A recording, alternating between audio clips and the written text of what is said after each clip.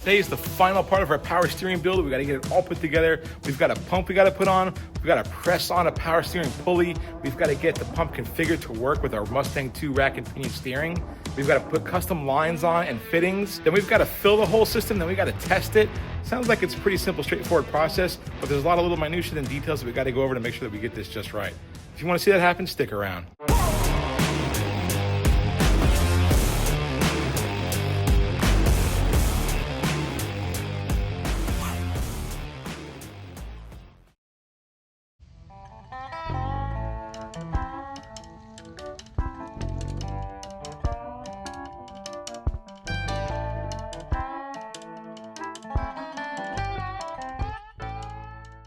What's up, guys? Welcome back to In the Shop TV. My name is Mike. That's my 1955 Chevy truck that we've been working on for a little bit over a year and a half now. It's LS powered, and in the last episode, we got our steering linkage installed. Prior to that, we put our steering column in, and the last step of the puzzle right now is actually making this thing have power steering. We have a Mustang II suspension up in front, which has kind of a late model T-Bird rack and pinion, and we're gonna install a GM type pump in there right now. And to make the GM pump work with the T-Bird rack, we've got to change the flow valve in the back of the pump because the flow ratings are a little bit different. There's also a little bit of custom plumbing involved with different hoses and fittings. Then the GM style pump has a press-on style pulley. I'll show you how we get that installed. Then obviously we have to change the belt from the current dry belt that we have on our engine. Then we'll fill the whole system with power steering fluid and check everything out, make sure we don't have any leaks, and test it and make sure that we're working properly. Let me show you all the components I got and then we'll get started.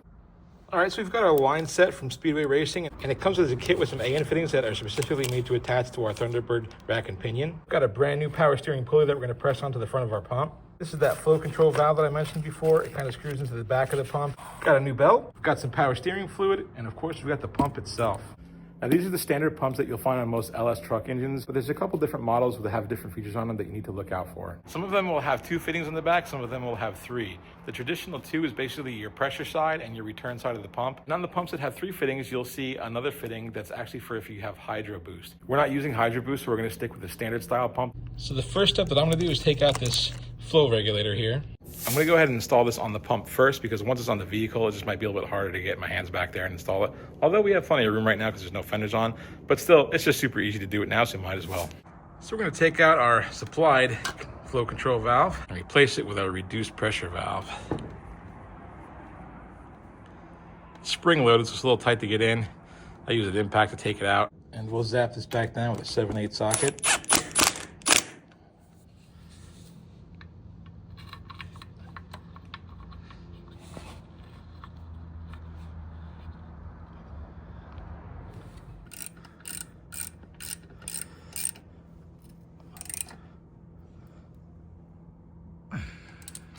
All right, so important stuff here is where I'm gonna pause. I'm gonna go ahead and pre-install the pressure hose on the pump because like I figured it is kind of in a little tight spot. Doesn't look like it on camera, but it is a little bit tight.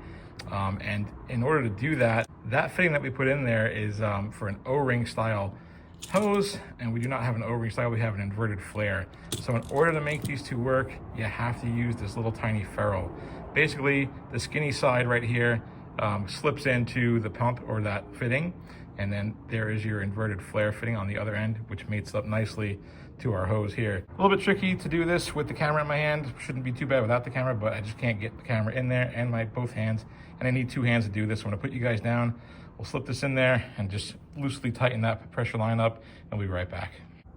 Okay, that's bottomed out finger tight. So the rest will be done by a wrench, but I don't wanna tighten that fully yet. I need to be able to move this. So our new rack and pinion has these block off plugs in there. I'm gonna go ahead and just thread those out so we can get our new fittings installed.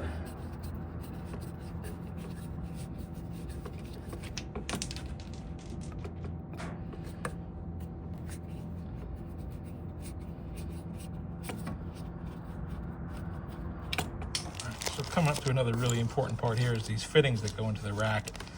They are actually 2 different sizes. While they look exactly the same, they're not. They are both 6AN fittings on this side, but on this side they're not. This is a smaller fitting, and that's going to be the pressure fitting. So you really, I mean, they look very close in size, but you got to pay close attention to that. You might be able to tell by looking at those holes in the rack that that top one, which is the return side, is just a tiny bit bigger.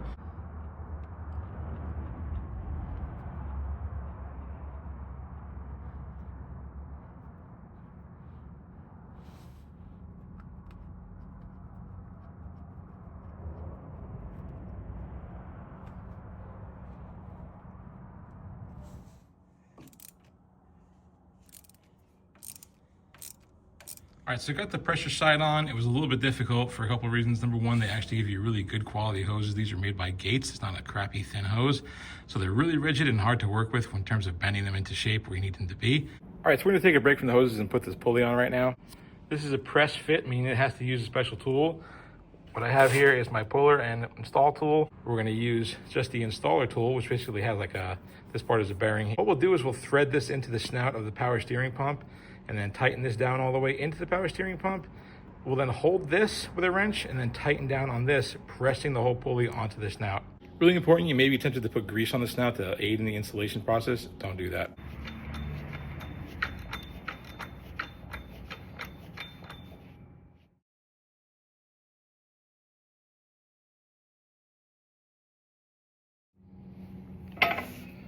So you'll feel it bottom out. That's when you're good. We want to go ahead and then take our install bolt and back it out.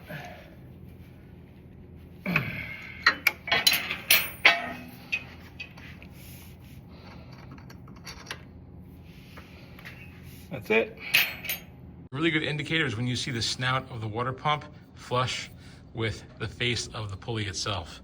So we are lined up, we are all good to go. Now you can install this pulley on the pump off of the engine. It's actually a lot easier. If you do that, make sure you get a pulley like this where it has these openings so that you can access the bolts, because a lot of them, you know, the stock one comes with this kind of solid plate here and there's just no way you'll be able to fasten it, and you're not getting a wrench back there too easily to get those on. So you gotta get the pulley with these openings like that, and then you can go ahead and install your pulley onto the pump and then install it onto the engine. I did this just for illustrative purposes, for making a video in case anyone's in the same predicament. Get our clamp on for our return line.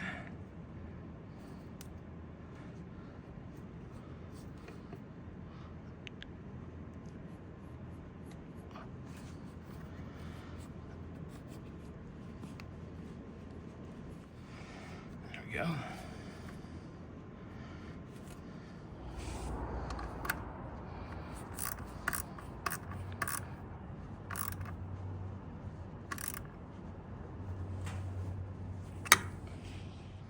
Just slip my belt on here, and the physical part of the install is complete. Man, those are not fun to tighten up, I'll tell you what. Looks easy, not easy at all. All right, so it's the next day. We're gonna have to take a step back and redo some of this, because I don't know if you guys can see this from the camera. What I just noticed by stepping on this side is that the O-ring has pushed out from that AN adapter right there. And I torqued it to spec. It's really important, guys. Spec on this is 22 foot-pounds. Now, if I back that adapter out to get that O-ring to retract underneath it, I'm well under torque spec. So we're gonna have to come up with a different solution. Right now, let's get that out of there.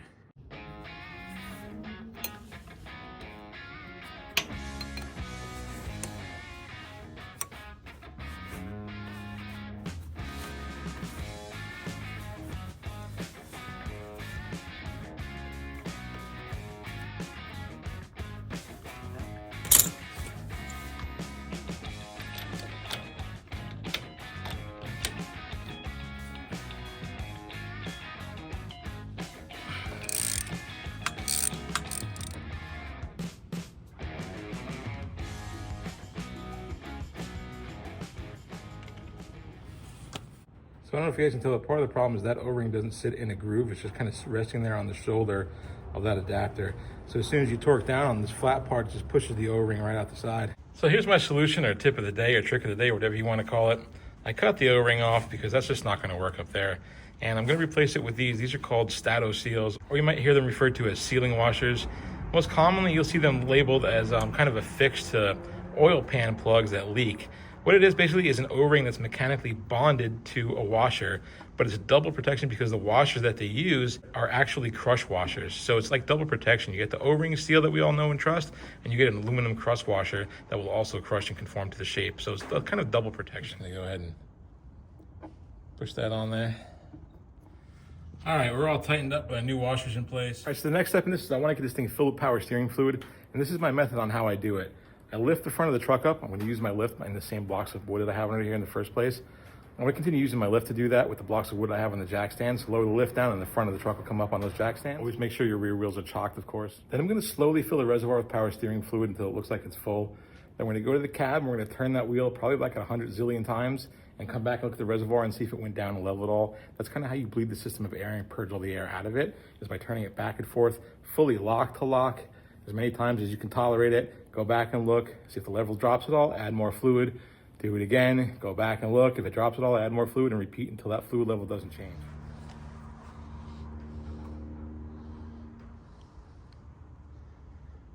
You know, I think an idea for a future video for the shop would be to come up with some sort of funnel storage solution, because I have probably literally 20 funnels scattered around the shop, and it's always a damn Easter egg hunt trying to find just one of them.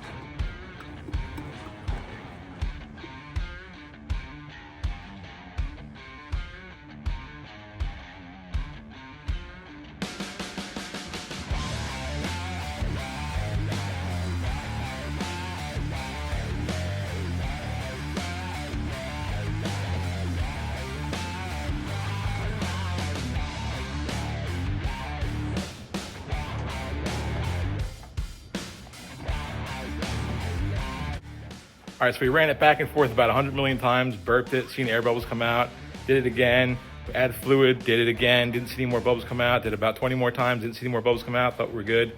Started up, no power steering.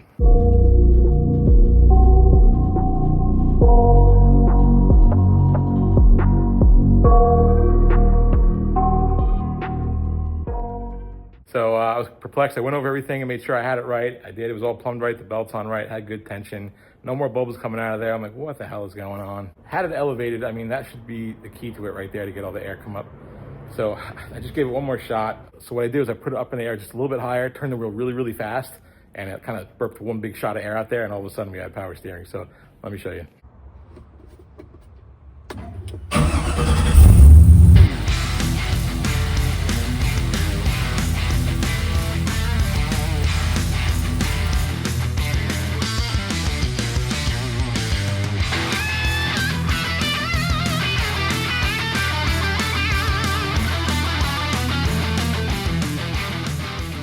So the good news is that everything works and we don't have any leaks.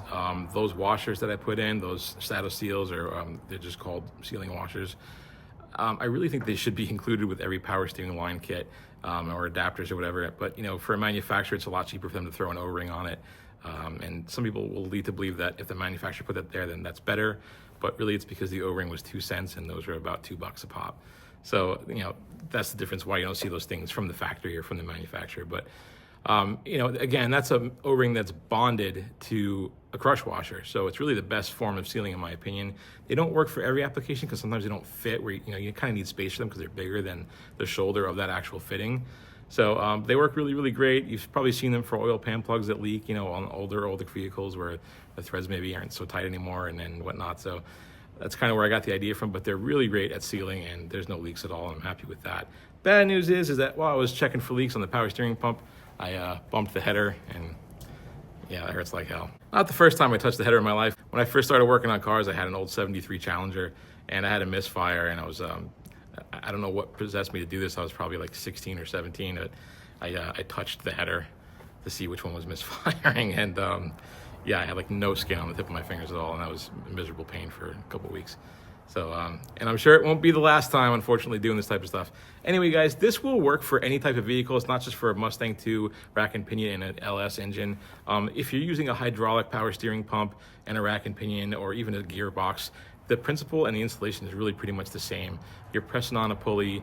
They sell, you know, a universal kit that presses on, mostly for Ford, GM, and Chrysler. You get your pulley, you press it on, you install it, you prime it up with fluid, you run it around a bunch of times to get the air out, make sure you get a good seal. It's really pretty much it, guys. It really works for a vast gamut of different vehicles, not just this one. So hope you guys like this video. If you guys like this kind of content, smash that like button. It really helps me out, and really subscribe. I could really use subscribers. I'm trying to grow this channel and I can use all the help I can get. Anyway, guys, thanks so much for watching, and until next time, I'll see you in the shop.